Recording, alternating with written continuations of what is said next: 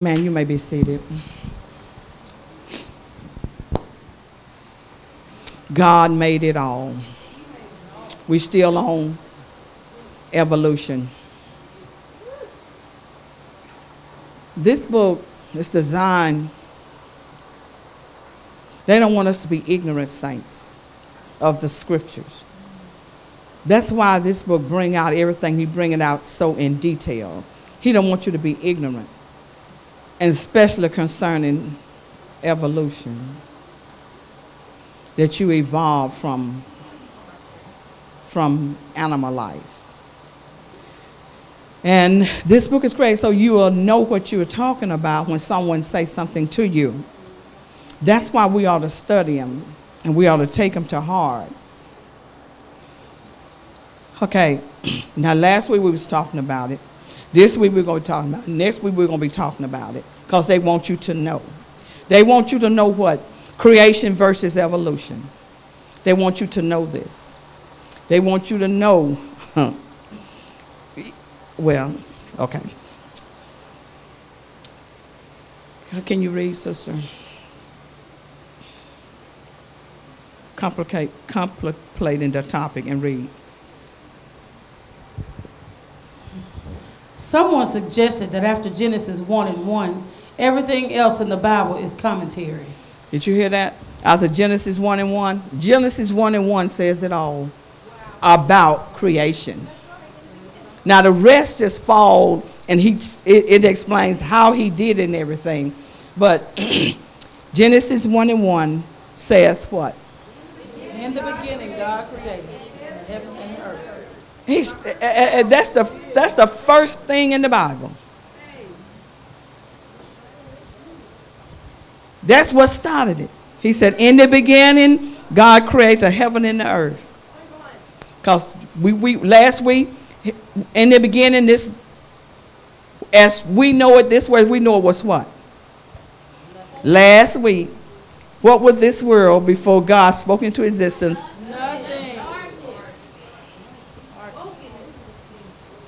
It was blank. Nothing. It was nothingness. Nothing.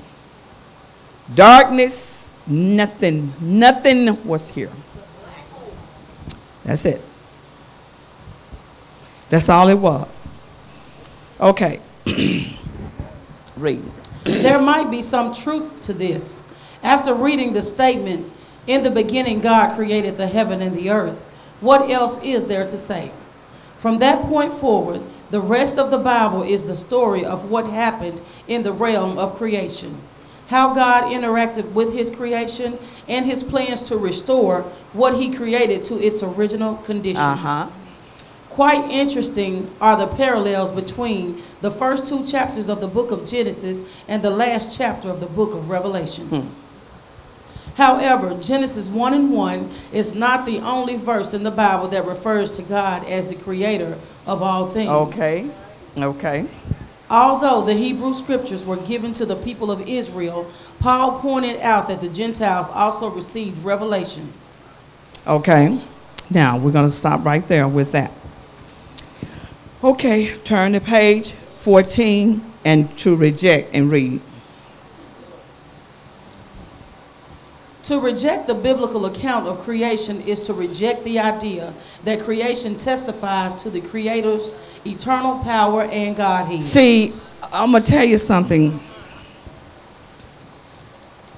about believing the Bible versus believing what you think.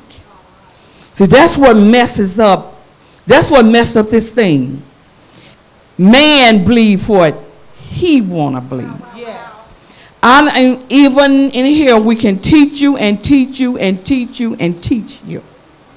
But except you accept this thing, you're going to go back to what? And that's what man got, that man evolved from an ape. What he know. And you don't know nothing like you should. Your natural senses messes up everything. And if you don't accept the Bible, you have to accept your natural senses. And that's the problem with man. When you hear this word and you don't accept this word, you're going to fall back to your natural stuff. And see, that's what this book is talking about. If man cannot accept a version of what the Bible say, yeah, they're going to go back. And look what his natural sense tell him. That you came from an ape. See how your natural senses mess you up. See how your natural thoughts mess you up. But we can teach this Bible all we want to you. You got to accept it.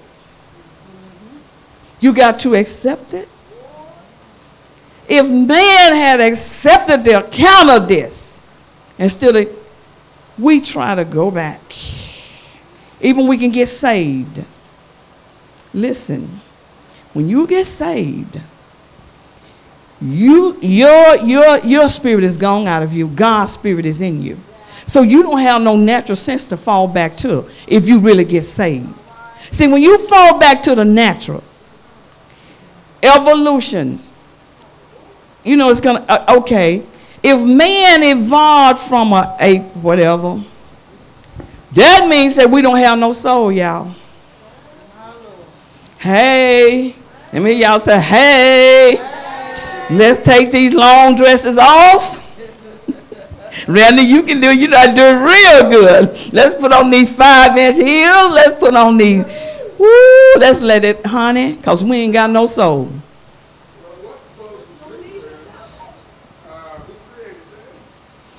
That's what this is going to tell us.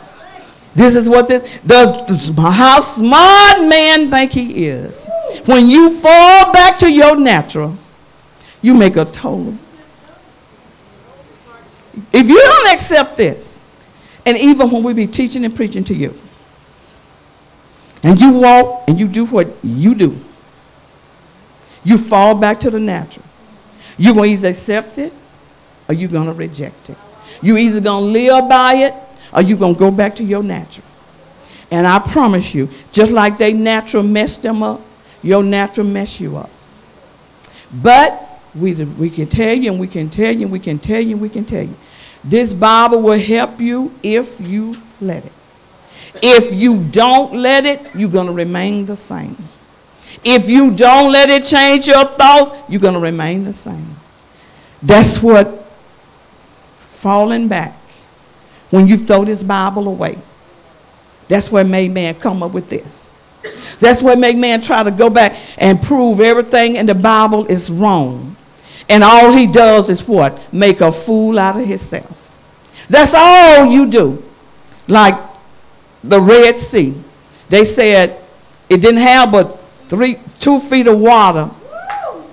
Well, let me tell you something. God created a greater miracle. He drowned how many thousand men in 3 feet of water? Honey, you can't take nothing from God. You might as well throw your own thoughts away. Your mind. That's why God said he repented him that he made man. Because you're going to fall back to your natural. You're going to accept this and come on and be right. Or you can fall back to your natural and be a fool for the rest of your life. And die and think you don't have a soul. You're going to wake up, you're going to get a rude awakening. All I got to say, you're going to get a rude awakening.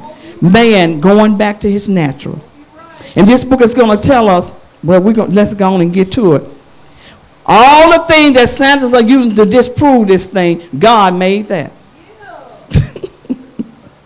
All this stuff that they're using to disprove God, God made the stuff that they're trying to disprove him with. You just have to read. Even apart from scientific arguments against the theory of evolution, this is one more reason believers must reject the theory. Listen.